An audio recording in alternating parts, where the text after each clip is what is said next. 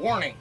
Surgeon General warns that smoking causes lung cancer, heart disease, and emphysema. Well, warning. The Surgeon General can kiss my apple-flavored ass.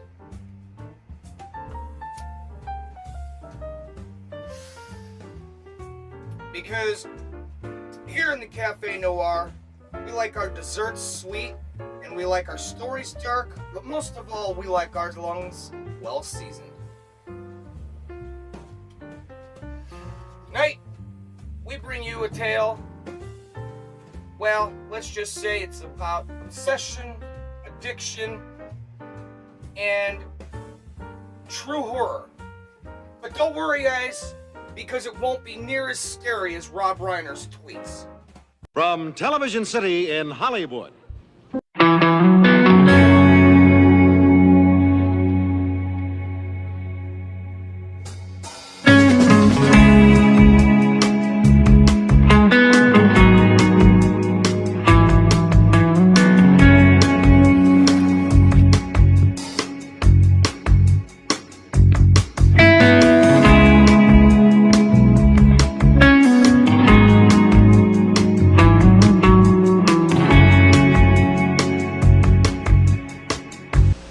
The next course will be served in a moment.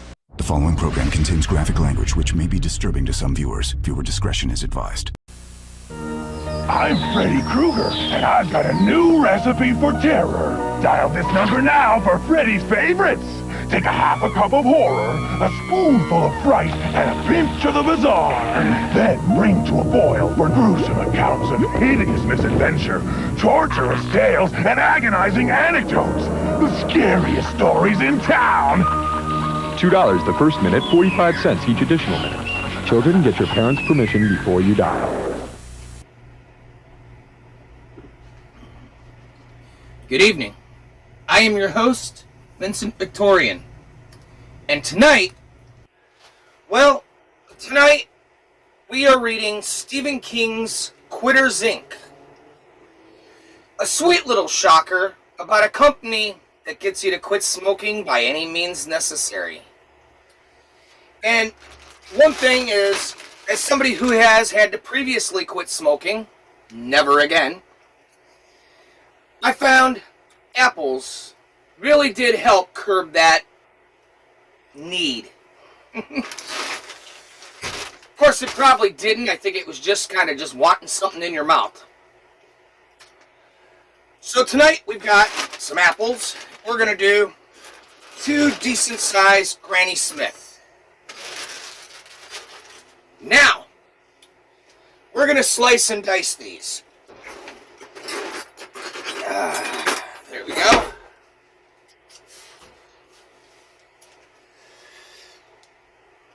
You know, it's funny. This story actually, it seems to remind me of Rob Reiner in a lot of ways. The only difference is the company in our story, they're honest about being a fascist. So what we're going to do is we're going to start right about here. And you're looking to get it like that. This is how we're going to start coring. Now, you can use an apple corer and all that stuff, but quite frankly, that takes away my fun of using a knife. And I like my knives. Now, what you want to do is you want to cut these down real small. You want to take something about that size and then cut it in half. You're looking to get a cup and a half, 2 cups of apples in total. So 2 decent-sized apples should be more than enough for our cake. And yes, this can get quite monotonous. And I'm thinking, you know, before we get into tonight's story, well, there's Stone, brought to you by Winston, America's best-selling, best-tasting filter cigarette. Winston tastes good, like a cigarette should. that, my friends, was Fred and Barney advertising Winston cigarettes. You see, back in the day, before Rob Reiner and Adolf Hitler decided that smoking was bad for you. Granted, 40, 50 years apart, but still, same attitude. But before they decided smoking was bad for you, tobacco, that industry, was one of our highest grossing products coming out of America, and we had the best tobacco. Look at Philip Morris USA. Just, to point it out. And I know, I get what you're saying, but host, how the hell can smoking, I thought that's bad for you? Sure it is. And so is reading Rob Reiner's Twitter feed without a helmet. And, speaking of going through things without a helmet, our story begins with Morrison. He's a man like me, like any other. In fact, he's got a better job than me. And he's a smoker. Except where I have nothing but my cake, he has his wife and kid to lose. And with that being said, this is Quitters Inc. here on the Café Noir. We've had our apples sitting here in cinnamon sugar water. And if you're wondering why the water looks a little bit purple, I'm not sure if it makes it on the camera here. I couldn't find my bag of sugar, so I took out some of my candied sugar for my cookies and decided, fuck it. So, there might be a slight hint of purple as we're putting these in. For now, we're going to take a simple handful, drop them in the bottom. Next, we're going to take half a box of our cake and just loosely cover the top. Now, we're going to take our oil and dump that whole motherfucker down in there. We've got about a half a cup of oil there. Now we're going to add the rest of our cake mix. Maybe not all of it. Let's hold on to that. Let's get the rest of these apples in here.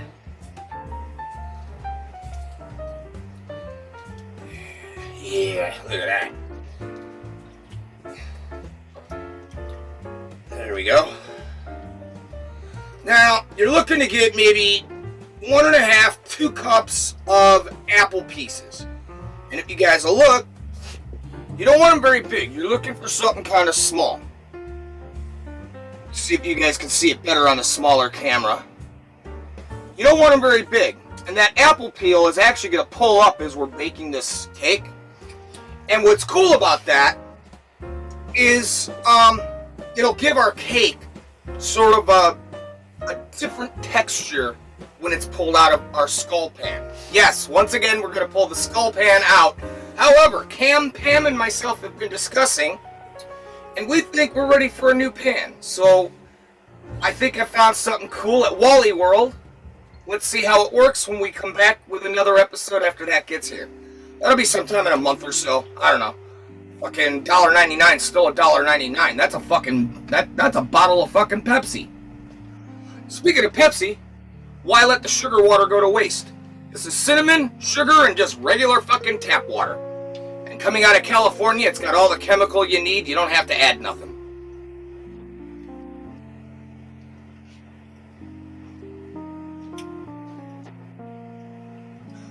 Let's go to the... This is Quitters Inc. And if you guys do want to quit, just pick this up. You won't want a cigarette or anything else. Oh.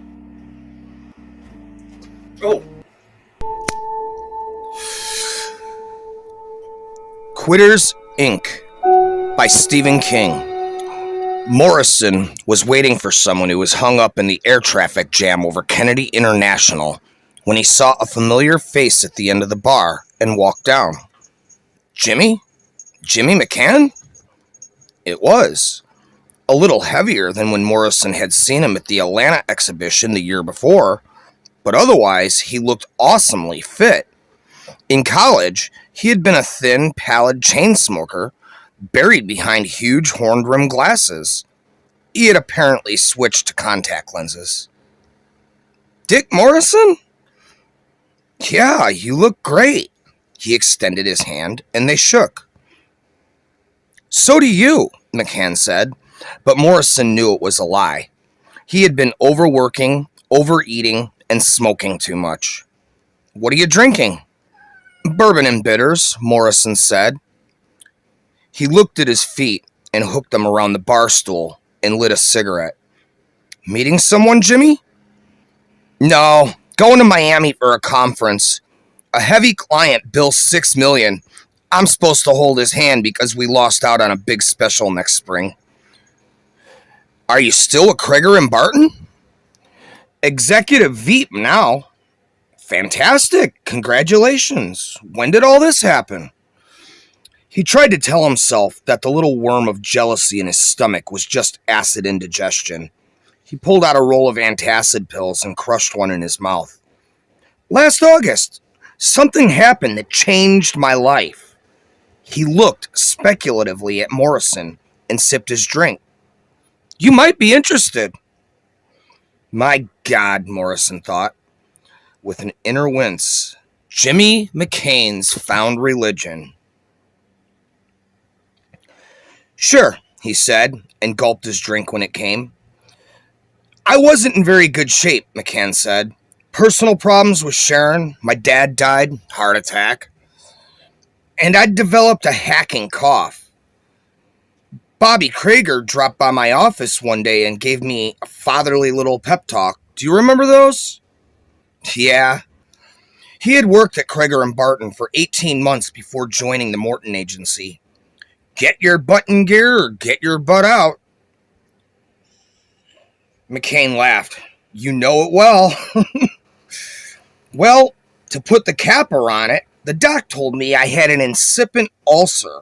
Told me to quit smoking. He grimaced. Might as well tell me to quit breathing. Morrison nodded in perfect understanding. Non-smokers could afford to be smug. He looked at his own cigarette with distaste and stubbed it out, knowing he'd just light another one in 5 minutes. Did you quit? Yes. At first I didn't think I'd be able to. I was cheating like hell. Then I met this guy who told me about this outfit over on 46th Street. Specialist, I said. What do I have to lose? I went over and I haven't smoked since. Morrison's eyes widened. What did they do? Fill you with some drug? No. He had taken out his wallet and was rummaging through it. Here it is. I knew I had one kicking around here. He laid a plain white business card on the bar between them. Quitters, Inc. Stop going up in smoke. 237 East 46th Street. Treatments by appointment. Keep it if you want, McCain said. They'll cure you, guaranteed. How? I can't tell you, McCain said. Huh? Why not? It's part of the contract they make you sign. Anyway, they tell you how it works when they interview you. You signed a contract? McCain nodded. And on the basis of that, yep. He smiled at Morrison, who thought, well, it's happened. Jim McCann has joined the smug bastards. Why the great secrecy? If this outfit's so fantastic, how come I've never seen any spots on TV, billboards, magazine ads? They get all the clients they can handle by word of mouth. You're an advertising man, Jimmy. You can't believe that. I do, McCain said. They have a 98% cure rate. Wait a second, Morrison said. He motioned for another drink and lit a cigarette. Do these guys strap you down and make you smoke until you throw up? No. Give you something that gets you sick every time you light? No, it's nothing like that. Go and see for yourself. He gestured at Morrison's cigarette. You don't really like these, do you? No, but stopping really changed things for me, McCain said. I don't suppose it's the same for everyone, but with me, it was just like dominoes falling over. I felt better. My relationship with Sharon improved. I got more energy, and my job performance picked up. Look, You've got my curiosity aroused. Can't you just... I'm sorry, Dick. I really can't talk about it. His voice was firm. Did you put on any weight? For a moment, Jimmy thought. McCain looked almost grimace. Yes, a little too much, in fact. But I took it off again. I'm about right now. Flight 206, now boarding gate 9. The loudspeaker announced. That's me, McCain said, getting up. He tossed a 5 on the bar. Have another if you like. And think about what I said, Dick. Really. And then he was gone, making his way through the crowd to the escalators. Morrison picked up the card, looked at it thoughtfully, then tucked it away in his wallet and forgot about it. The card fell out of his wallet and onto another bar a month later. He had left the office early and had come here to drink the afternoon away. Things had not been going well at the Morton agency.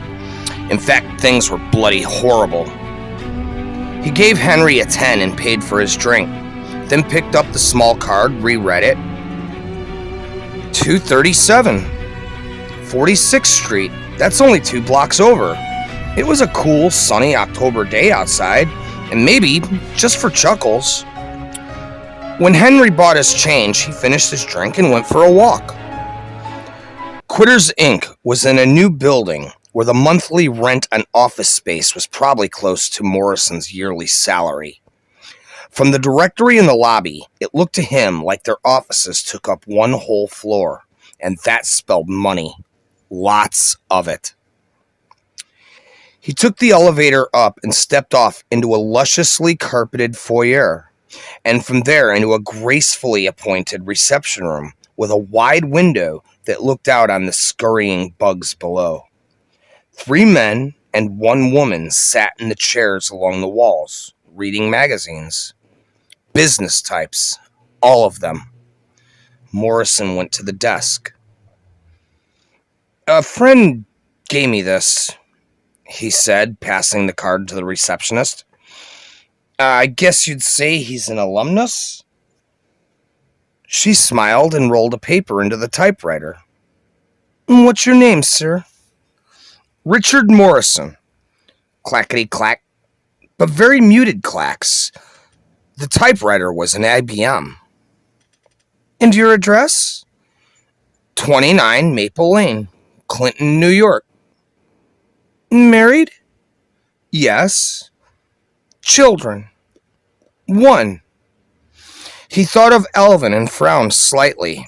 1 was the wrong word. A half might be better. His son was mentally retarded and lived in a special school in New Jersey. And who recommended us to you, Mr. Morrison? An old school friend, James McCain. Very good. Will you have a seat? It's been a very busy day. All right.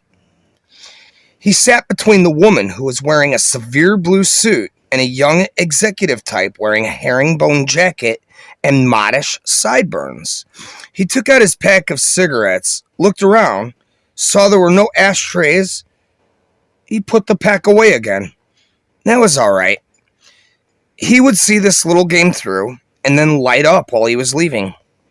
He might even tap some ashes on their maroon shag rug if they made him wait long enough. He picked up a copy of Time and began to leaf through it. He was called a quarter of an hour later, after the woman in the blue suit. His nicotine center was speaking quite loudly now. A man who had come in after him took out a cigarette case, snapped it open, saw that there were no ashtrays, and put it away. Looking a little guilty, Morrison thought. It made him feel better. At last, the receptionist gave him a sunny smile and said, "Go right in, Mr. Morrison."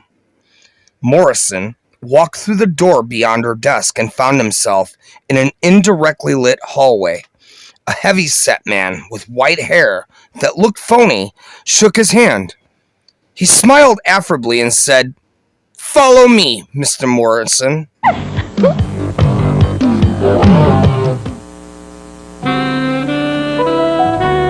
I've been waiting to hear from you. Sometimes if you're lonely, confused, or just need a friend, I'll be here. A woman's thoughts, feelings, ideas. A woman's caring. Call me now. There's no reason I can think of why you shouldn't. Can you? $4.99 per minute, adults only. Have you never had anyone to confide in and trust? Do you need a different point of view, but you can't talk to your friends? Now there's a way that's objective, caring, and private. 1-900-288-8048. $4.99 per minute, adults only. Let's talk it over right now. You'll feel better.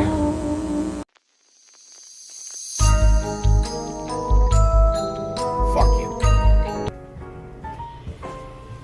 Well, and we are back.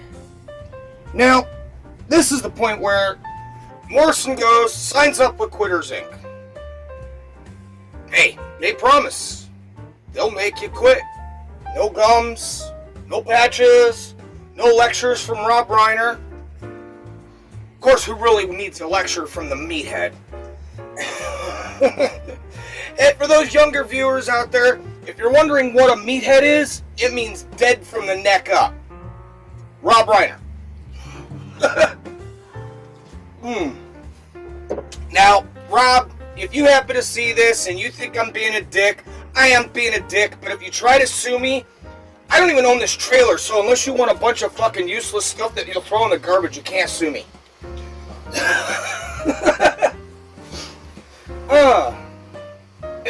And, you know, in all honesty, I did love your role in All in the Family, so cheers. This one's for you. I smoked to the fascist because the fascist tried to take my smokes from me. Now we're going to take our skull pan right here, and we're going to just spray it down with some of our Pam cooking spray. Get it good and thick. Make sure nothing fucking... Yeah, there we go, there we go. Whoa! Well, I guess Binks didn't like our cooking spray.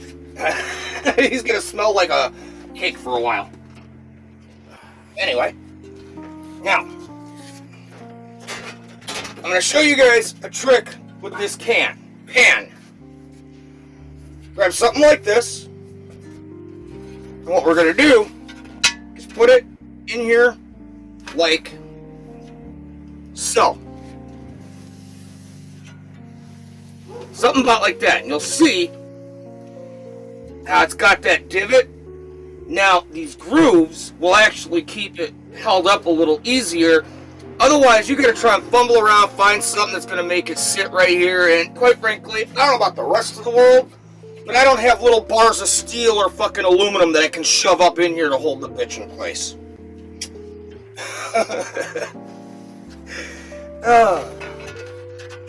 You know what I'm talking about. But nope, here we have sheer psychological terror, ready and waiting at just a whim. So we're going to start by going inside of our face first. And the reason I do the face first is because that's my measurement. We're trying to get the skull head to work better. In fact, all we're using is the skull face. Whoa, that's probably too much. Fuck 'em. Now, I'm going to scrape, pull all this out of here. Now, you guys could use those little rubber spatula deals. Fuck it. I'm too lazy and I don't care enough. Besides, where's the fun in that? And I can't fucking scrape my hands in here and lick out the bowl. And I don't care how old you get, nothing beats when your mom's making cookies or brownies and you get to lick the fucking pan. Everybody knows that's the best part of your mom making a cake. When you get older and you start doing it yourself, now you don't gotta share with your sister.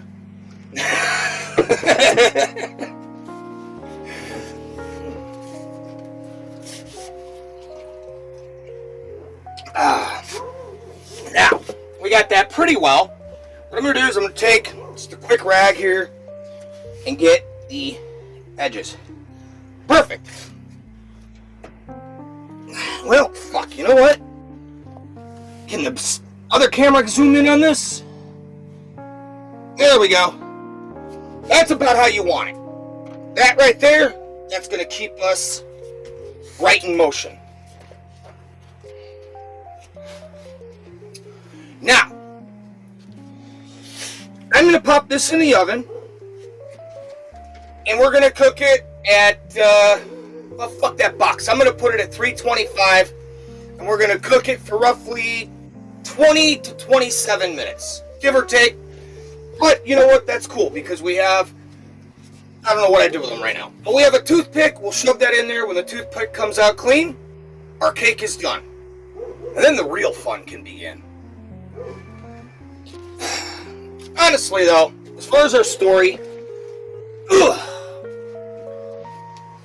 you know, it is still a more balanced punishment system than the one Meathead tried pushing on the prison systems. I mean, really. And I mean, just look at this anti-smoking crusade everywhere.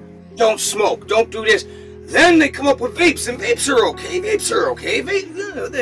Now we find out vapes are fucking more dangerous than the fucking cigarettes. And I'll tell you something, especially being a kid from my generation, you know what the coolest fucking movie ever made was? Marlboro Man meets Harley Davidson. Go scope that. In fact, check this out. Watch this, you'll dig it.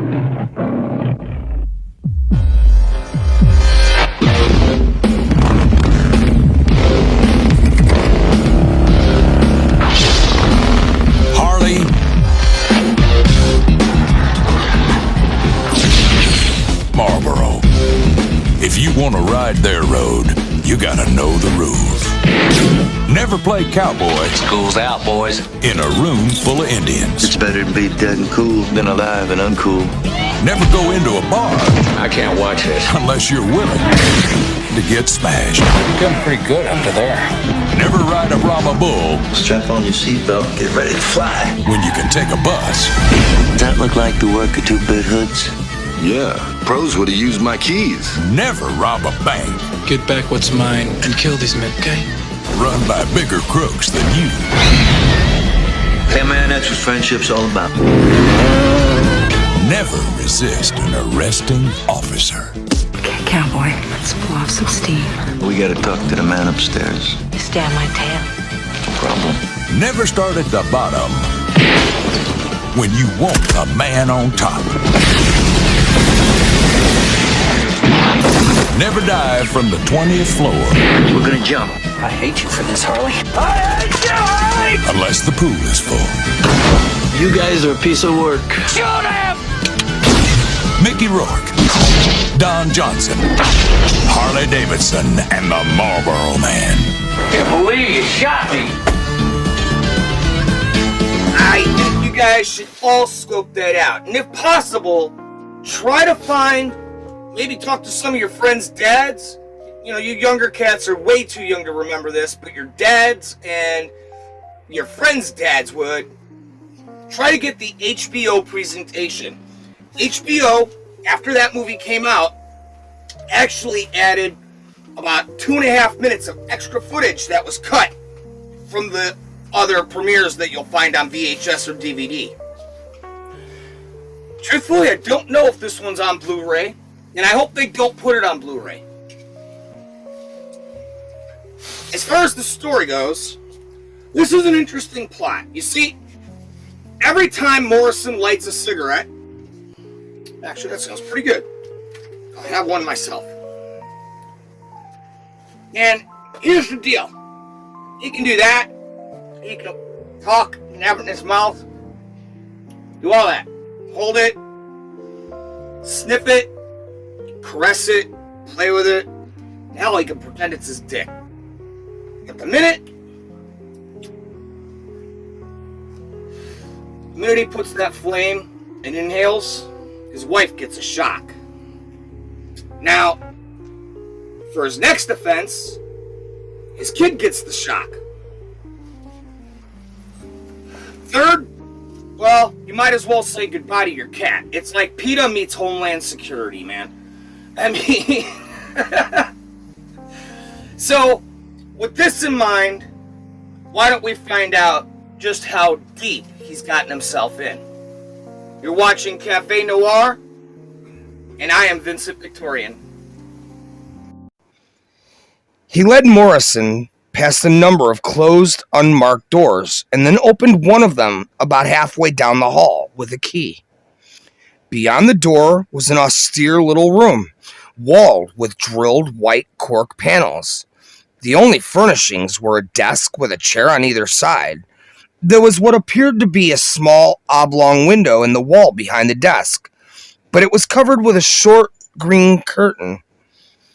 There was a picture on the wall to Morrison's left. A tall man with iron gray hair. He was holding a sheet of paper in one hand. He looked vaguely familiar. "I'm Vic Dottinati," the heavy-set man said. "If you decide to go ahead with our program, I'll be in charge of your case." "Pleased to know you," Morrison said. He wanted a cigarette very badly. "Have a seat." Dottinati pulled the receptionist's form from the desk and then drew another from the desk drawer. He looked directly into Morrison's eyes. "Do you want to quit smoking?" Morrison cleared his throat, crossed his legs, and tried to think of a way to evacuate. He couldn't. "Yes," he said. "Will you sign this?" He gave Morrison a form. He scanned it quickly. "The undersigned agrees not to divulge the methods or techniques or etc. "Sure," he said, and Dottinati put a pen in his hand. He scratched his name in Dottinati's sign below. A moment later, the paper disappeared back into the desk drawer. "Well," he thought, ironically, "I've taken the pledge." He had taken it before. Once it had lasted 2 whole days. "Good," Dottinati said. "We don't bother with propaganda here, Mr. Morrison. Questions of health or expense or social grace, we have no interest in why you want to quit smoking. We are pragmatics." "Good," Morrison said blankly. "We employ no drugs. We employ no Dale Carnegie Hall people to sermonize you. We recommend no special diet. And we accept no payment until you have stopped smoking for 1 year." "My God," Morrison said. "Mr. McCann didn't tell you that." "No." "How is Mr. McCann, by the way? Is he well?" "He's fine." "Wonderful. Excellent. Now, just a few questions, Mr. Morrison. These are somewhat personal, but I assure you that your answers will be held in the strictest confidence." "Yes?" Morrison asked noncommittally. "What is your wife's name?" "Lucinda Morrison." "Her maiden name was Ramsey." "Do you love her?" Morrison looked up sharply, but Dottinati was looking at him blandly. "Yes, of course." "Have you ever had marital problems? A separation, perhaps?" "What has that got to do with me kicking the habit?" Morrison asked. He sounded a little angrier than he had intended, but he he needed a cigarette. "A great deal," Dottinati said. "Just bear with me." "No, nothing like that. Although things have been a little tense just lately." "You just have one child?" "Yes, Elvin. He's in a private school." "And which school is it?" That, Morrison said grimly, I'm not going to tell you. All right, Noddy said agreeably. He smiled disarmingly at Morrison. All your questions will be answered tomorrow at your first treatment. How nice, Morrison said, and stood. One final question, Noddy said. You haven't had a cigarette in over an hour. How do you feel? Fine, Morrison lied. Just fine. Good for you, Noddy exclaimed. He stepped around the desk and opened the door. Enjoy them tonight. After tomorrow, you'll never smoke again. Is that right? Mr. Morrison, Noddy said solemnly. We guarantee it.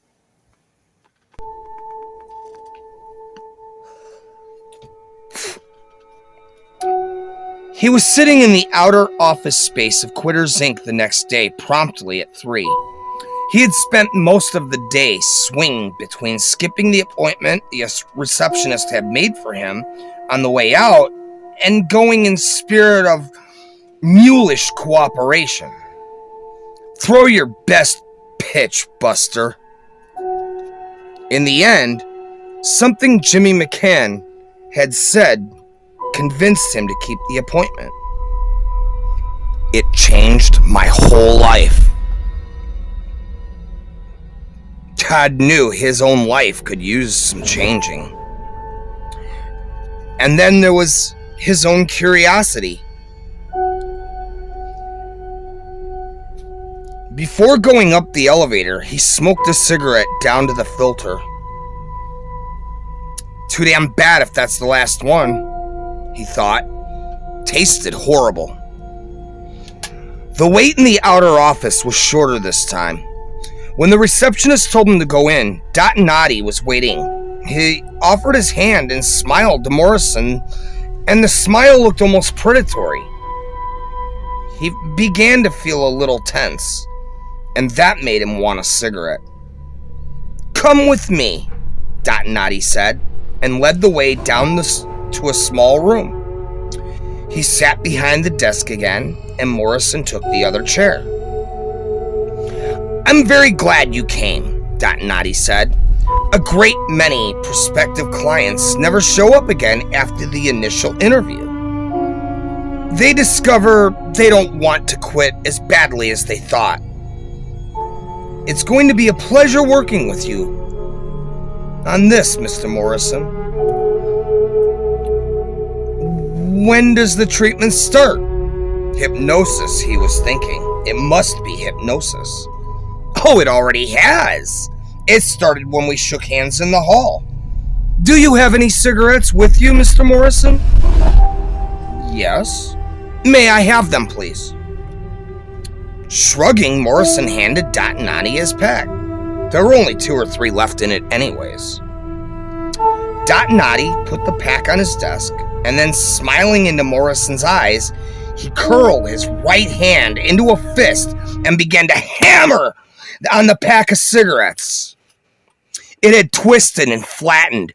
A broken cigarette end flew out of the tobacco crumbs, spilling everywhere. The sound of Noddy's fist was very loud in the closed room. The smile remained on his face in spite of the force. Morrison was chilled by it.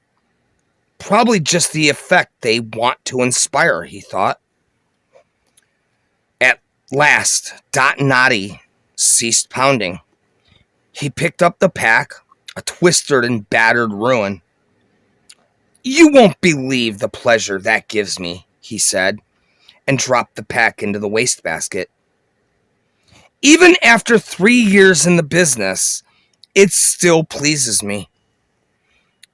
As a treatment, it leaves something to be desired, Morrison said mildly.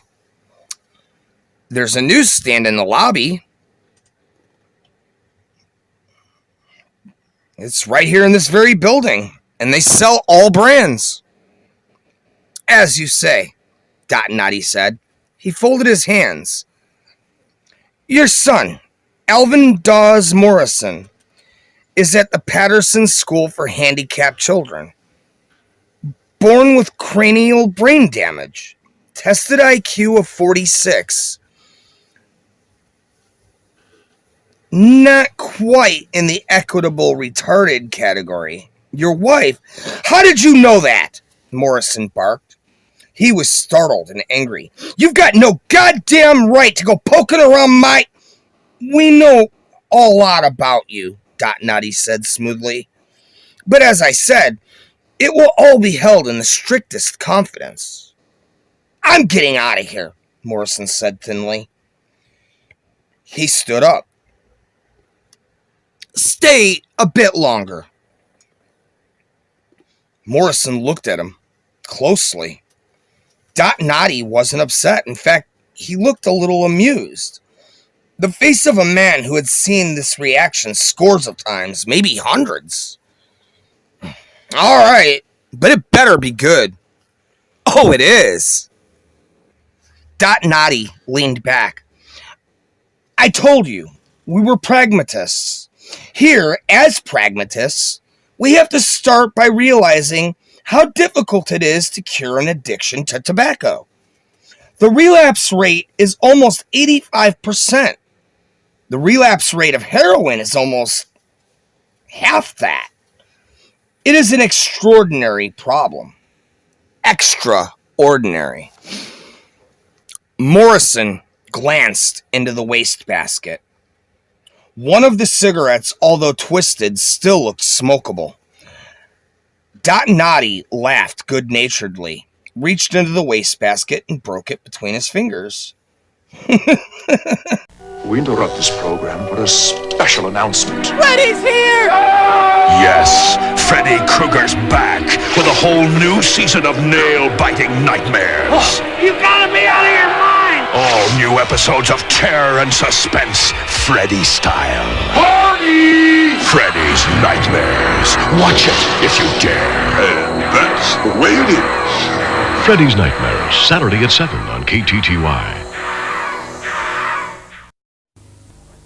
Introducing Pac-Man, an exciting board game from MB Games. Gobble, gobble, gobble. You control your Pac-Man as it gobbles up marbles and piles up the points. Watch out for the ghosts. You can move it in or out of the maze or back in as long as you... Gobble, gobble, gobble. And the one who gobbles up most wins. Pac-Man from MB Games. Women's intuition. Women's prerogative. Sometimes only a woman's point of view will do. Call me right now. Let's talk about it. Just you and me. It's not a gab line. It's not a date line. It's a chance to hear a woman's thoughts and feelings. Dial 1-900-288-8048. $4.99 per minute. Adults only. Let's talk about it right now.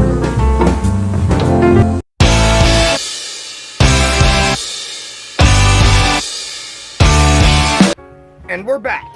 Now, here you caught us simply doing some of the cafe dishes while that cake was rising, kind of like the censorship in the UK. And let's be honest, it was starting to rise here, and whether your political affiliation be good or bad, despite how people want to say, me personally, politics, it's kind of like chocolate. Some like white, some like dark, and some just want the milk. And the honey. But I mean, overall, in general, that's kind of what the whole cigarette fiasco is about. I mean, let's be honest.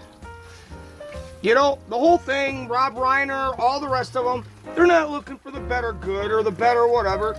They're losing money. Like, the hemp business is losing money because of other shit. It's just one of those things, you know, it's all about, oh, we want to make our money, but we're going to use your conscience to get the best of you. You know, and all of us know, we've seen it, we've been around it. And Morrison's getting a taste of kind of what they really want, is to where they can say, look, you do what we don't like, we're going to do something to you, or we're going to do something to your family. Gee, that sounds a little relevant. But you know, I've been bashing on liberals lately, big time. And yet I seem to keep forgetting that some of the Republicans, they ain't much better. I mean, just look at JFK. The guy's trying to take away red food coloring. The guy wants to take away my Mountain Dew. Fuck, JFK, who the fuck is JFK to take away my Fruit Loops or my fucking Fruity Pebbles because he... You know, this whole thing, oh, Americans are sick. Okay, fine. But I think you can find better things to pick on than my Fruity Pebbles or my Fruit Loops. I like my fruity flavored drinks just like I like my fruity flavored breakfast cereals. Besides, you get rid of Fruity Pebbles, how am I gonna remind my kids that Fred and Barney used to actually exist? Now, god damn, this motherfucker does not want to clean. This little bitch don't want to clean. Oh well, it's just gonna say lasagna. Good thing for me, I like lasagna. Now I got a fucking labeled fucking thing. Well, anyway, I think I'm gonna continue on with these dishes, getting these cleaned up. Hey, would you look at that? We got our Dawn antibacterial apple scented fucking soap. I got my apple scented ass. And we've got our apple cake bacon. So, why don't we get back to the story? And I'm gonna finish these dishes. State legislature sometimes hears a request that the prison systems should do away with weekly cigarette rations. Such proposals are invariably defeated. In a few cases where they have passed, there have been fierce prison riots. Mr. Morrison, imagine it. Morrison said, am not surprised. But consider the implications. When you put a man in prison, you take away any normal sex life. You take away his liquor, his politics, his freedom. No movement. No riots, or few in comparison to the number of prisons. But when you take away his cigarettes, wham, bam! He slammed his fist on the desk for emphasis. During World War I, when no one got on the German home front and they couldn't get cigarettes, the sight of German aristocrats picking butts up off out of the gutter was a common one.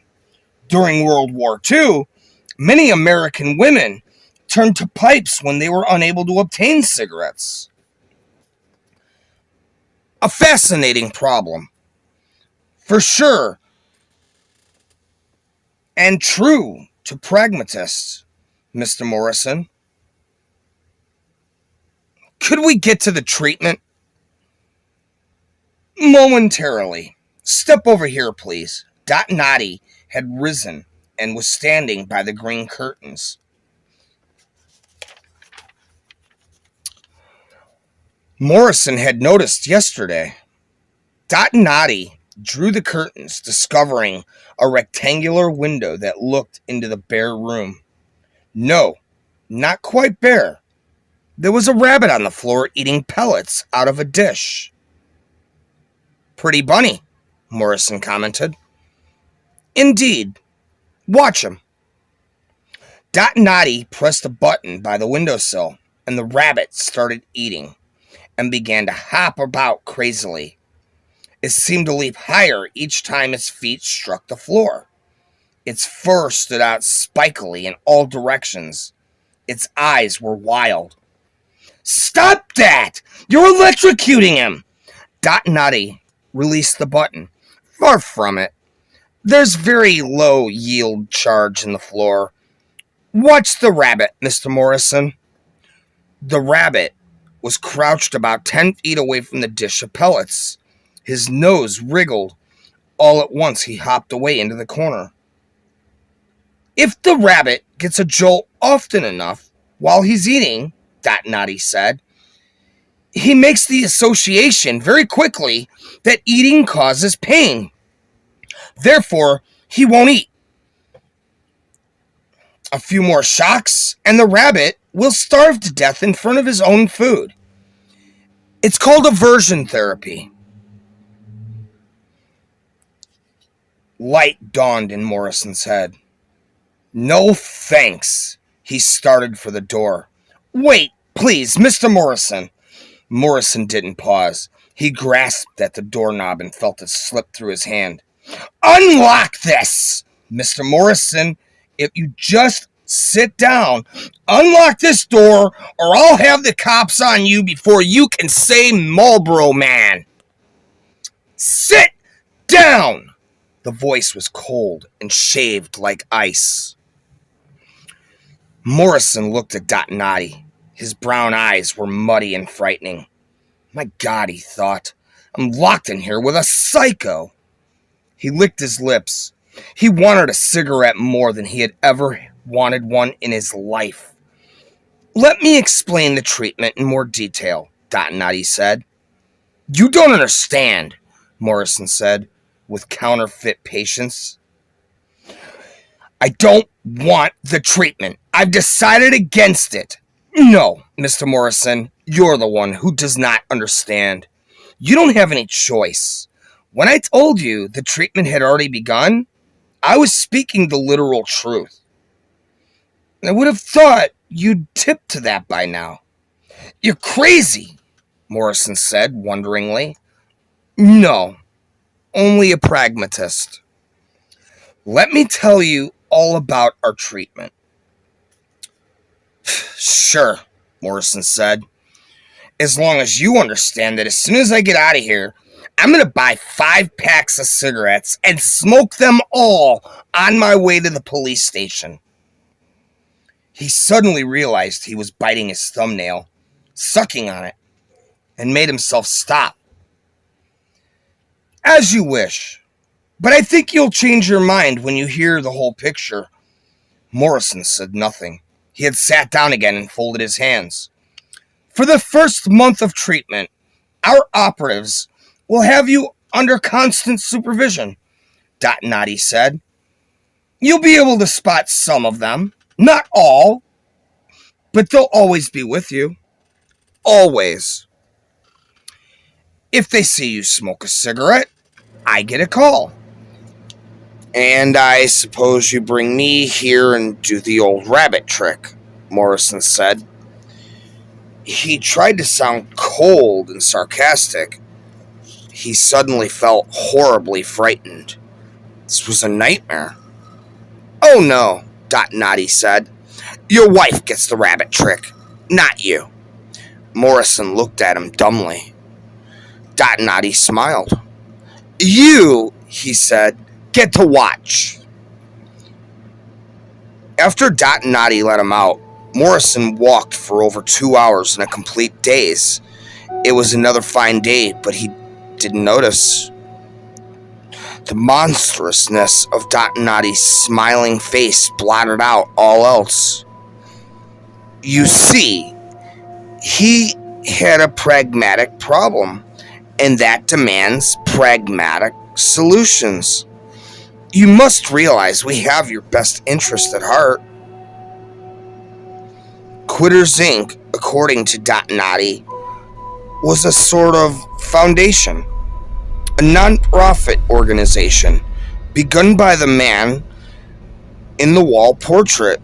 The gentleman had been extremely successful in several family businesses, including slot machines, massage parlors, numbers, and a brisk, although clandestine, trade between New York and Turkey. Mort Three Fingers Manelli had been a heavy smoker, up in the 3-pack-a-day range. The paper he was holding was a picture of a doctor's note, a diagnosis of lung cancer. Mort had died in 1970 after endowing Quitters Inc. with the family funds. We try to keep things as close to breaking even as possible, Noddy had said. But we're more interested in helping our fellow man. And of course, it's a great tax angle. The treatment was chillingly simple. A first offense, and Cindy would be brought into what Dotnati called the rabbit room. A second offense, and Morrison would get a dose. On the third offense, both of them would be brought in together. A fourth offense would show grave cooperation problems and would require sterner measures. An operative would be sent to Alvin's school to work the boy over. Imagine, Dotnati said, smiling, how horrible it would be for the boy. He wouldn't understand even if someone explained. He'll only know someone is hurting him because Daddy was bad. He'll be very frightened. You bastard, Morrison said helplessly. He felt close to tears. You dirty, filthy bastard. Don't misunderstand, Dotnati said. He was smiling sympathetically. I'm sure it won't happen. 40% of our clients never have to be disciplined at all, and only 10% have more than 3 faults from grace. Those are reassuring figures, aren't they? Morrison didn't find them reassuring. He found them terrifying. Of course, if you transgress a 5th time, what do you mean? Dotnati beamed. The room for you and your wife, a second beating for your son, and a beating for your wife. Morrison, driven beyond the point of rational consideration, lunged over the desk at Dotnati. Dotnati moved with amazing speed for a man who had apparently been completely relaxed. He shoved the chair backwards, drove both his feet over the desk and into Morrison's belly. Gagging and coughing, Morrison staggered back. Sit down, Mr. Morrison, Dotnati said. Let's talk this over like rational men. When he could get his breath, Morrison did as he was told. Nightmares had to end sometime, didn't they? Quitters, Inc., Dotnati had explained further, operated on a 10-step punishment scale. Steps 6 and 7 and 8 consisted of further trips to the rabbit room and increased voltage. More serious beatings. The 9th step would be the breaking of his son's arms. And the 10th? Morrison asked. His mouth was dry. Dotnati shook his head sadly. Then we give up, Mr. Morrison.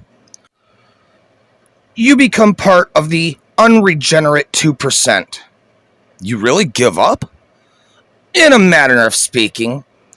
He opened the desk drawer and laid a silenced 45 on the desk. He smiled into Morrison's eyes. But even the unregenerate 2% never smoke again. We guarantee it.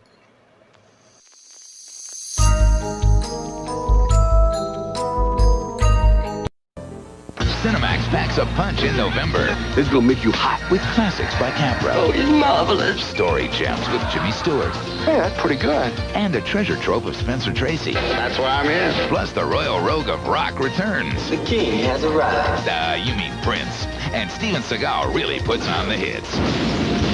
You could never be too careful, right? Right. So if you like movies, They'll love us. call now for Cinemax in November. Okay. From the pen of Stephen King. We're about to change your life. A spine-chilling, spine-tingling adventure. Somebody in there? As seen through a cat's eye. Trust that cat. For the first time on television, It's not gonna bite me. It likes me. there's 9 times the suspense. I'll kill you! If you have a sixth sense, don't miss Stephen King's Cat's Eye. 8:30 Wednesday on Channel 10.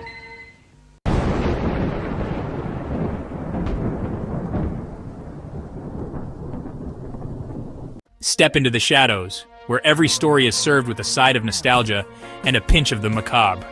In Café Noir, we brew more than just terror. Picture this, eerie tales that chill your spine, interrupted by vintage commercials that transport you back in time. And just when you think you can catch your breath, we dive into the kitchen for recipes that are to die for. Our host, He's what happened next, guiding you through a world where every story leaves a taste, every commercial a memory, and every dish, well, let's just say it's unforgettable. So why not pull up a chair?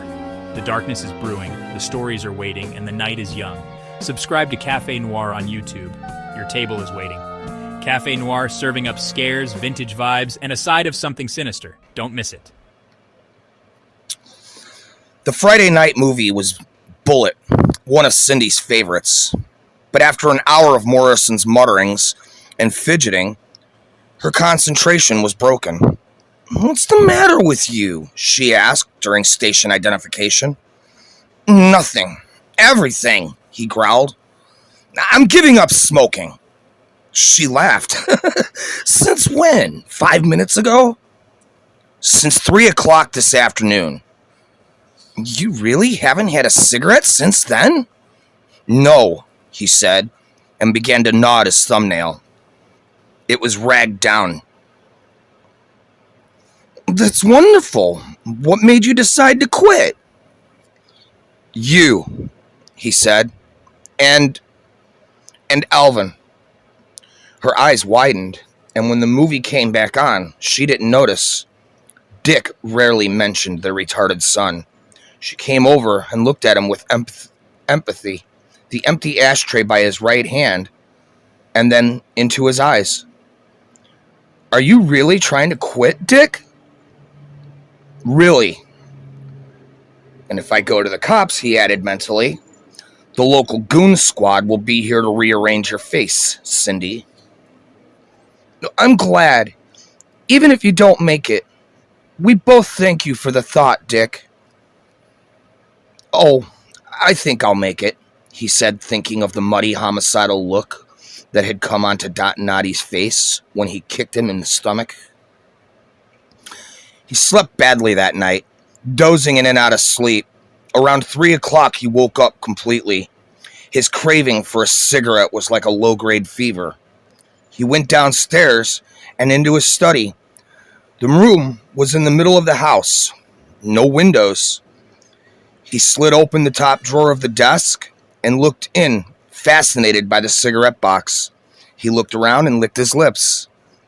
Constant supervision during the first month, Noddy had said. 18 hours a day during the next 2. But he would never know which 18. During the 4th month, the month when most clients backslid, the service would return to 24 hours a day. Then 12 hours of broken surveillance each day for the rest of the year. After that, random surveillance for the rest of the client's life. For the rest of his life. "We may audit you every month. We may audit you every other month," Noddy said. "Or constantly for 1 week, 2 years from now. The point is, you won't know. If you smoke, you'll be gambling with loaded dice. Are they watching? Are they picking up my wife or sending a man to my son's school? Beautiful, isn't it? And if you do sneak a smoke, it'll taste awful. It will taste like your son's blood." But they couldn't be watching now, in the dead of the night, in his own study. The house was grave quiet. He looked at the cigarettes in the box for almost 2 minutes, unable to tear his gaze away. Then he went to the study door, peered out of an empty hall, and went back to look at the cigarettes some more. A horrible picture came into his life. Stretching before him, and not a cigarette to be found. How in the name of God was he ever going to be able to make another tough presentation with a weary client, without that cigarette burning nonchalantly between his fingers? As he approached the charts and layouts, how would he be able to endure Cindy's endless garden shows without a cigarette? How could he even get up in the morning and face the day without a cigarette to smoke as he drank his coffee and read the paper? He cursed himself for getting into this. He cursed Noddy. Most of all, he cursed Jimmy McCann. How could he have done it? The son of a bitch had known. His hands trembled in their desire to get a hold of Jimmy Judas McCain. Stealthily, he glanced around the study again. He reached into the drawer and brought out a cigarette. He caressed it, fondled it. What was the old slogan? So round, so firm, so fully packed. True words had never been spoken. He put the cigarette in his mouth and then paused, cocking his head. Had there been the slightest noise from the closet? A faint shifting? Surely not, but... Another mental image. The rabbit hopping crazily in the grip of electricity. The thought of Cindy in that room. He listened desperately and heard nothing. He told himself that all he had to do was go to the closet door and yank it open, but he was too afraid of what he might find.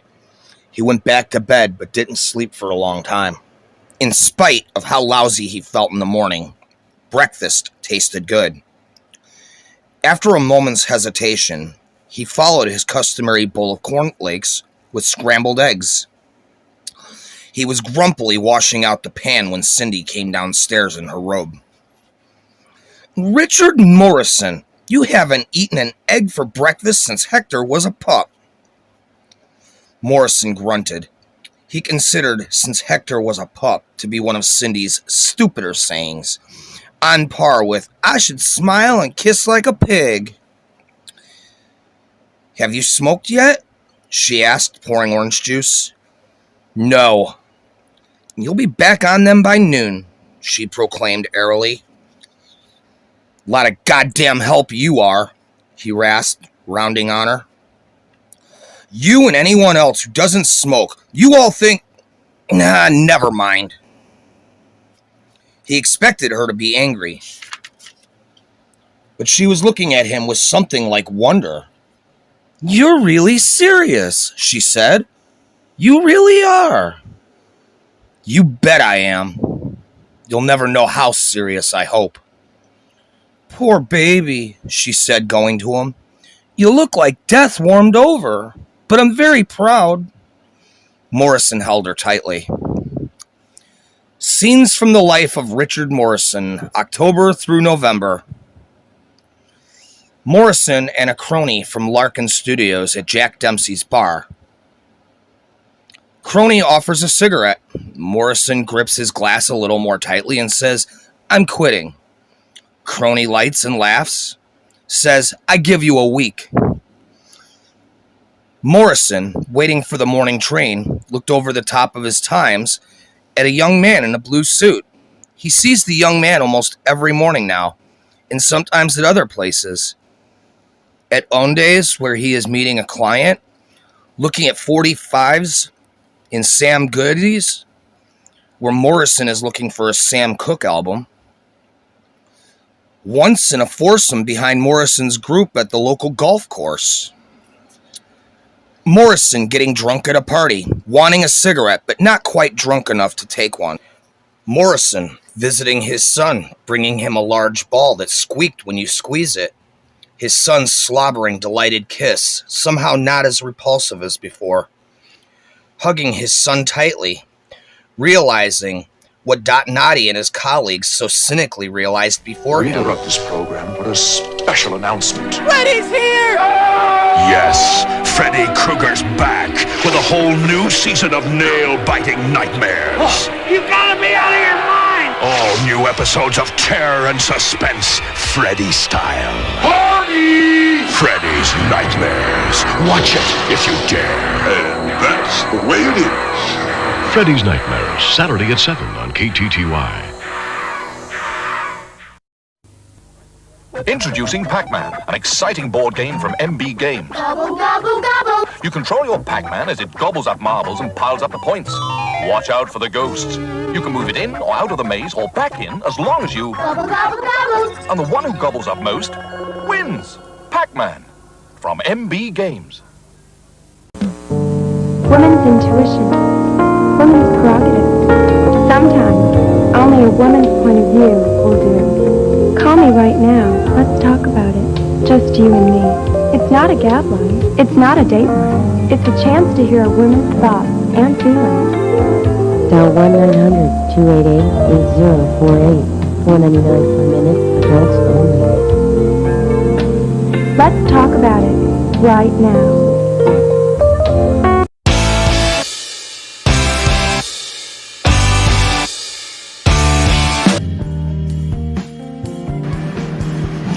It is true.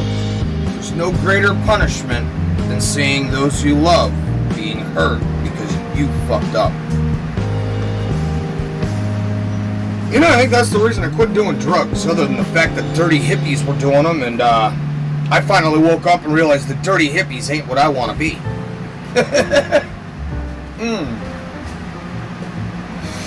But I'll tell you something. A Marlboro, nice cup of hot coffee, and a little bit of bourbon, you got a hell of a night. This is the Café Noir, and we're going to get to the conclusion of Quitters Inc. Now, at the end of this, I'd like you guys to pay close attention, because those of you that know Cat's Eye, those of you that know how they presented Cat's Eye, you'll notice a very significant change at the end. And if you guys are interested, let me know, and I'd be more than happy to pull up a short clip, even if it's just still shots, and show you guys the end of Quitters Inc. Now, the story was actually written in 1975. It was released in 1977's Night Shift collection. When they put it onto the big screen for Cat's Eye, it was kind of pushed up. They modernized it for obvious reasons, but they modernized it and put it more in 1985 when it was released.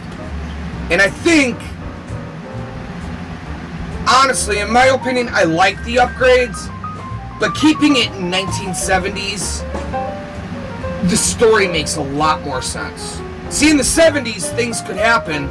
In the 80s, it wouldn't have been even fathomed. Then again, a man on parole in 1963 had more freedom than any of us share today.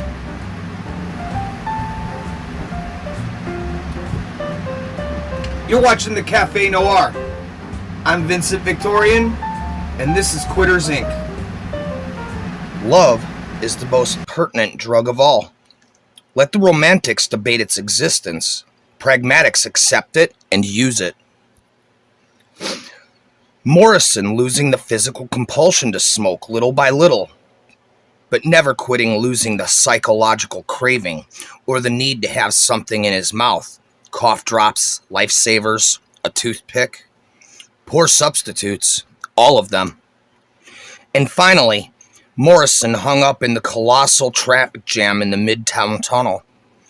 Darkness, horns blaring, air stinking, traffic hopelessly snarled, and suddenly, thumbing through the open glove compartment and seeing the half-open pack of cigarettes, he looked at them for a moment, then snatched one and lit it with the dashboard lighter. If anything happens, it's Cindy's fault, he told himself defiantly. I told her to get rid of all the damn cigarettes. The first drag made him cough smoke out furiously. The second made his eyes water. The third made him feel lightheaded and snowy. It tasted awful, he thought. And on the heels of that, my God, what am I doing? Horns blatted behind him. Ahead, the traffic began to move again. He stubbed out the cigarette in the ashtray, opened both front windows, opened the vents, and fanned the air helplessly like a kid who just flushed his first butt down the john. He joined the traffic flow jerkily and drove home. Cindy, he called. I'm home. No answer. Cindy, where are you, hon? The phone rang. He pounced on it. Hello, Cindy? Hello, Mr. Morrison, Dot Noddy said. He sounded pleasantly brisk and businesslike. "It seems we have a small business matter to attend to. Would 5 o'clock be convenient?" "Have you got my wife?" "Yes, indeed," Dotnati chuckled indulgently. "Look, let her go," Morrison babbled. "It won't happen again. It was just a slip, that's all. I only had 3 drags, and for God's sakes, it didn't even taste good." "Well, that's a shame. I'll count on you for 5 then, shall I?" "Please," Morrison said, close to tears. "Please." He was speaking to a dead line. At 5 p.m., the reception room was empty, except for the secretary, who gave him a twinkly smile and ignored Morrison's pallor and disheveled appearance. "Mr. Dotnati," she said into the intercom. "Mr. Morrison here to see you." She nodded to Morrison. "Go right in." Dotnati was waiting outside the unmarked room with a man who was wearing a Smile t-shirt and carrying a .38. He was built like an ape. "Listen," Morrison said to Dotnati, "we can work something out, can't we? I'll pay you, "Shut up," the man with the Smile shirt said. "It's good to see you," Dotnati said. "Sorry it has to be under such adverse circumstances. Will you come with me? We'll make this as brief as possible. I can assure you your wife won't be hurt. This time." Morrison tensed himself to leap at Dotnati. Come, Dotnati said, looking annoyed.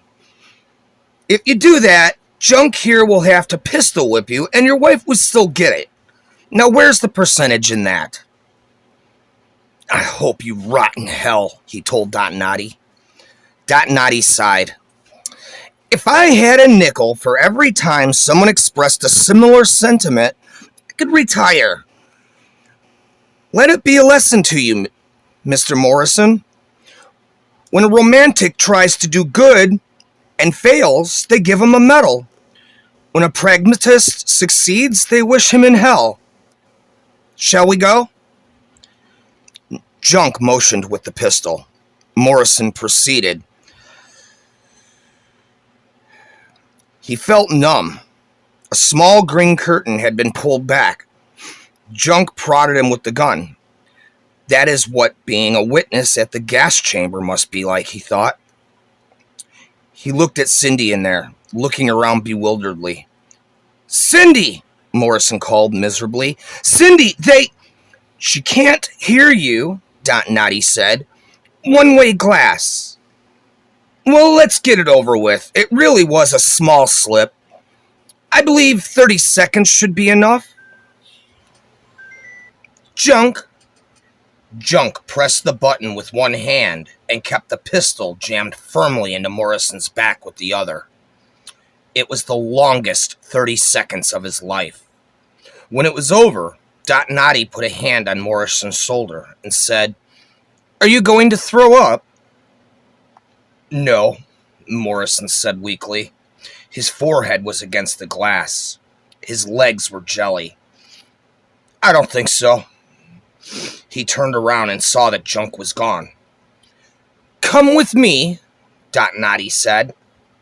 "Where?" Morrison asked apathetically. "I think you have a few things to explain, don't you?" How can I face her? How can I tell her that I think you're going to be surprised, Dotnati said. The room was empty except for a sofa. Cindy was on it, sobbing helplessly. "Cindy?" he asked gently. She looked up, her eyes magnified by tears. "Dick?" she whispered. "Dick? Oh God." He held her tightly. "Two men," she said against his chest. "In the house. At first I thought they were burglars. Then I thought they were gonna rape me. And then they took me someplace with a blindfold over my eyes and it was horrible." "Shh," he said. "Shh." "Why? she asked, looking up at him. Why would they? Because of me. I have to tell you a story, Cindy. When he finished, he was silent a moment, and then said, I suppose you hate me now. I wouldn't blame you. He was looking at the floor, and she took his face in both hands and turned it to hers. No, she said. I don't hate you. He looked at her for a minute, surprised. It was worth it, she said. God bless these people. They've let you out of prison. You mean that? Yes, she said, and kissed him. Can we go home now? I feel much better. Ever so much. The phone rang one evening a week later, and when Morrison recognized Dot Noddy's voice, he said, Your boy's got it all wrong. I ain't been near a cigarette. We know that. We have a final matter to talk about. Can you stop by tomorrow afternoon? Is it? No, nothing serious. Bookkeeping, really. By the way, congratulations on your promotion. How did you know that? We're keeping tabs, Dot Noddy said noncommittally, and hung up. When they entered the small room, Dot Noddy said, Don't look so nervous. No one's gonna bite you. Step over here, please. Morrison saw an ordinary bathroom scale. Listen, I have gained a little weight, but yes, 73% of our clients do. Step up, please. Morrison did, and tipped the scales at 174. Okay, fine. You can step off. How tall are you, Mr. Morrison? 5'11". Okay, let's see. He pulled a small card laminated in plastic from his breast pocket. Well, that's not too bad. I'm going to write you a prescript for a highly illegal diet pill. Use them sparingly and according to direction, and I'm going to set your maximum weight at, let's see, he consulted the card again, 182. How does that sound? And since this is December 1st, I'll expect you at the first of every month for a weigh-in. And no problem if you can't make it, so long as you call in advance. And what happens if I go over 182? Dot Noddy smiled. We send someone over to your house. They will cut off your wife's little finger, he said. You can leave through this door, Mr. Morrison, and have a nice day. 8 months later, Morrison runs into the crony from the Larkin Studios at Dempsey's bar. Morrison is down to what Cindy proudly calls his fighting weight, 167. He works out 3 times a week and looks as fit as a whipcord. The crony from Larkin, by comparison, looks like something the cat dragged in. Crony. Lord, how'd you ever stop? I'm locked into this damn habit tighter than a nail. The crony stubs his cigarette out with real revulsion and drains his scotch. Morrison looks at him speculatively and then takes a small white business card from his wallet. He puts it on the bar between them. You know, he says, these guys changed my life. 12 months later, Morrison receives a bill in the mail. The bill says, Quitters Inc., 237 East 46th Street, New York, New York. 1 treatment, $2,500. Counselor, Victor Noddy, $2,500. Electricity, 50 cents. Total, please pay this amount, 5,050 cents. "Those sons of bitches!" he explodes. "They charged me for the electricity they used to just pay it." And she kissed him.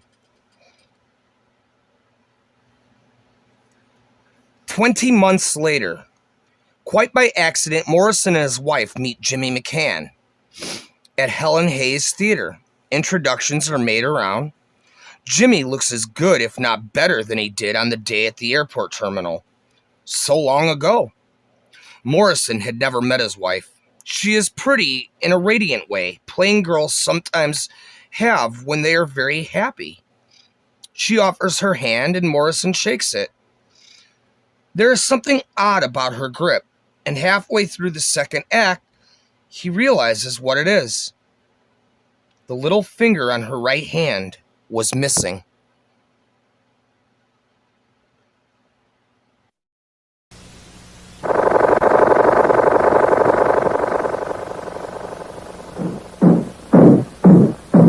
They sure work hard, don't they, Barney? Yeah?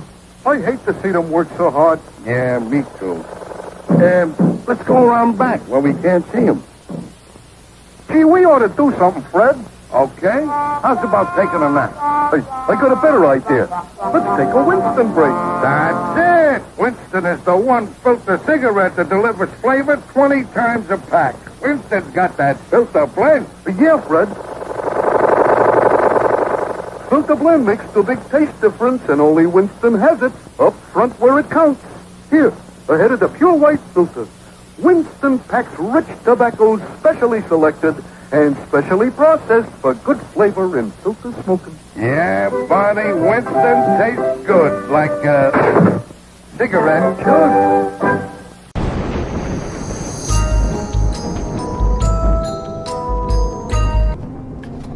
And that, my friends, is Quitters, Inc. by Stephen King. As you can tell, it did me a lot of good. But, that being said, this brings us to the conclusion of our show. But I can't leave you hanging and just let you sit there watching a cake sit in a pan. Not my bag. Now, you guys remember we sprayed the fuck out of this with that cooking spray. Here's what we're going to do. Now, we're only using the face half. The other half, that's for us to share around with people around the neighborhood, so we can just kind of do what we want with that, and we might even turn that into a slight art project after the show. So, we're going to take and flip this. Well, we were going to try to flip it.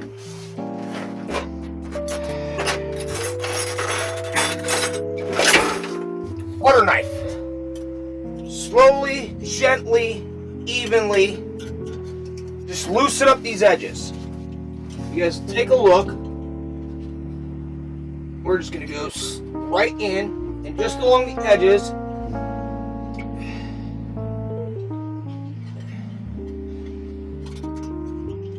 Now, it should be just about ready to let go. So let's try that again.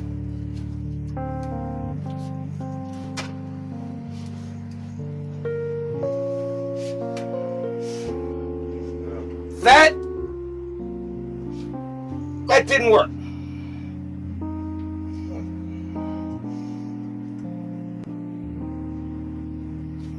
But you know what?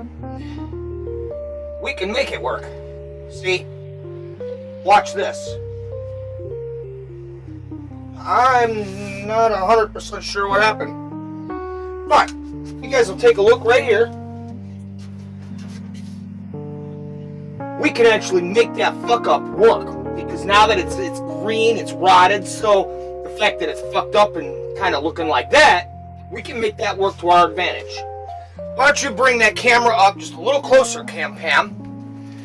And I'm going to show you guys how to fix this up and doctor it and give it that perfect creep vibe for your Halloween or any other spooky kind of night you may have coming.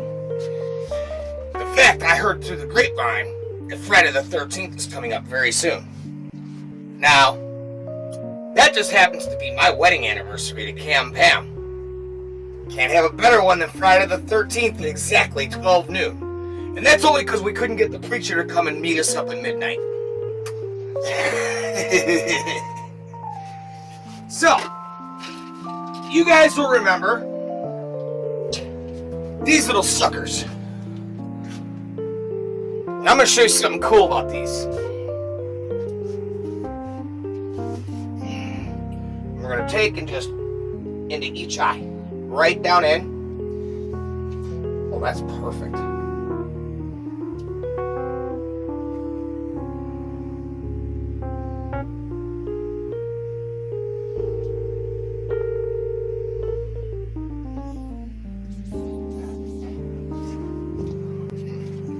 That's a good cake. You guys are going to like this if you try it at home. Now, you're going to get something that looks like that. But we aren't finished just yet. Oh no, not here. See, this is where the fun part begins.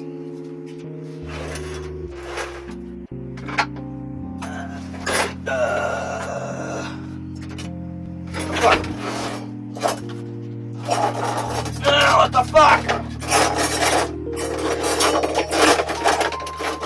Oh, I know where it is. It's in here. Can opener.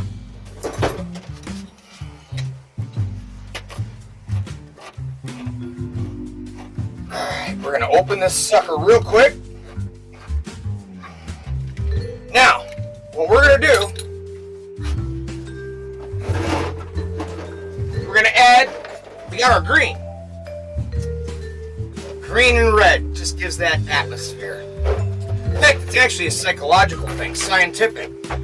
That's why Wes Craven, when he chose for Freddy Krueger's look, the black pants, the black or dark brown boots, the red and green sweater, it wasn't nothing to do with Christmas. It actually, the red and green was supposed to give this vibe. And it, honestly, it does. When you see the red and green together, it gives off this creepy, weird vibe. And it's something your mind doesn't even realize it's doing. It's just got that.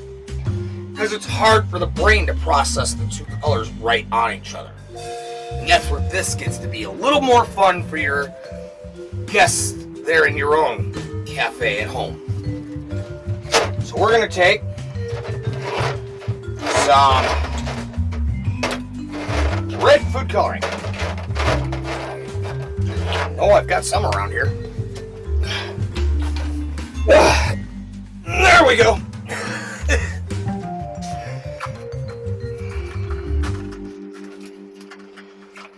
And quite frankly, this one's to you, JFK.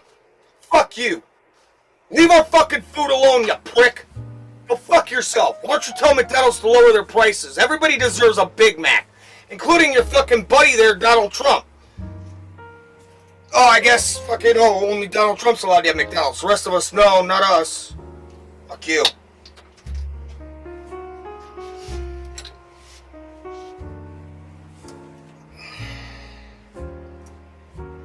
Alright, now, little helpful hint. You guys look right here. Put a couple holes in it, it'll control how much comes out, so you got a better vibe. So, we got our apple pie filling. Get that nice and red. Take a fork, and get that in there.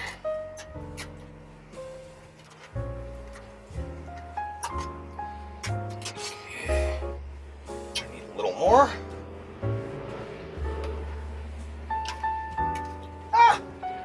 Shit! I stained our yellow thing red. Now the fun. You'll just take a peek right here.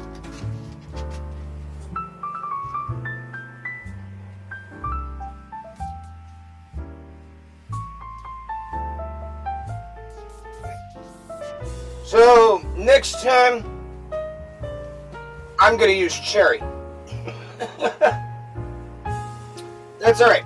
Just put the apples around the edges.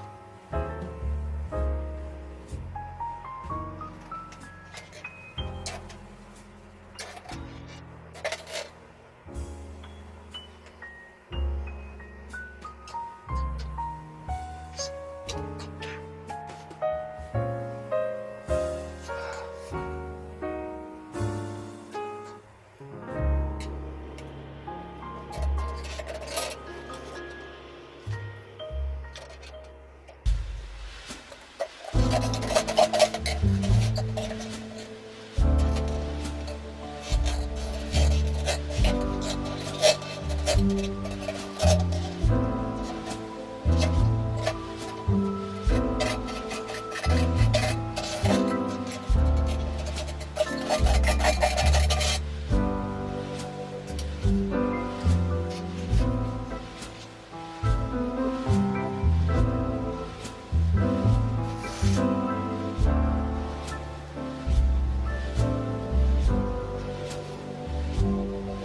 little gash right in the head there.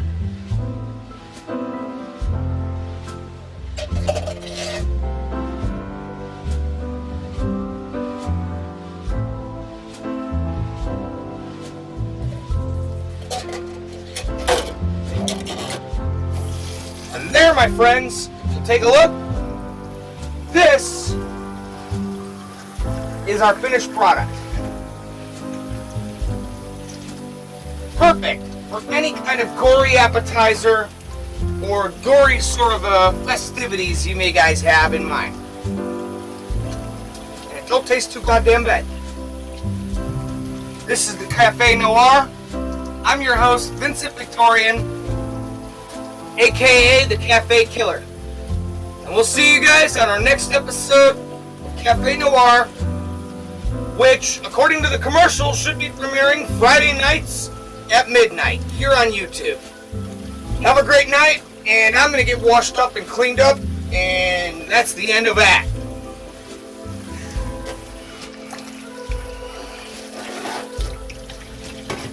Café Noir was recorded in front of a live studio audience.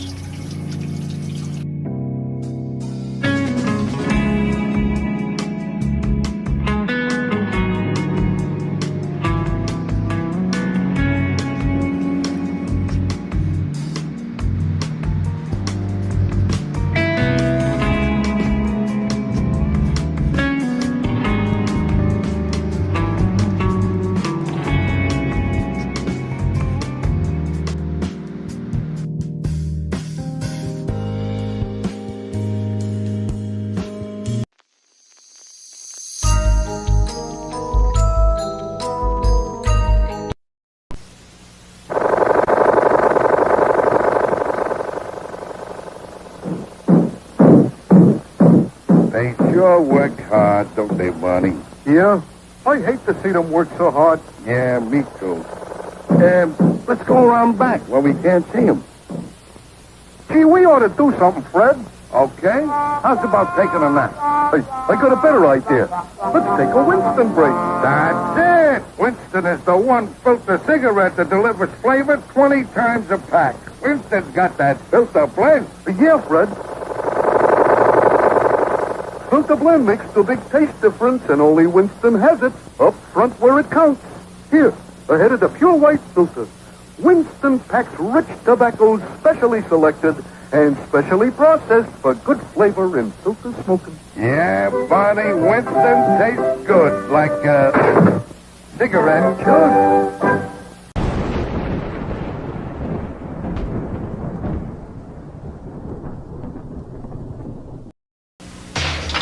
Jail couldn't hold him. This man cannot be allowed to walk free. Killing him was the worst thing they could do. I'll be back! Now, for the first time, see how Freddy Krueger became an unliving legend. This night never ends. See how it all began and why the nightmares will never stop. You're dead! Big deal! On the next episode of Nightmare on Elm Street, Freddy's Nightmares. Saturday at 11 on TV 22. Foolish friends, Freddy Krueger is on your phone. Dial this number now. I've got some tales to tell. Freddy's favorite bedtime stories. Dead-time stories. All brand new. Straight from my boiler room to your home. It's Freddy Krueger on your phone. So dial this number now if you dare. Tell him Freddy sent you. $2 the first minute, 45 cents each additional minute. Children, get your parents' permission before you dial.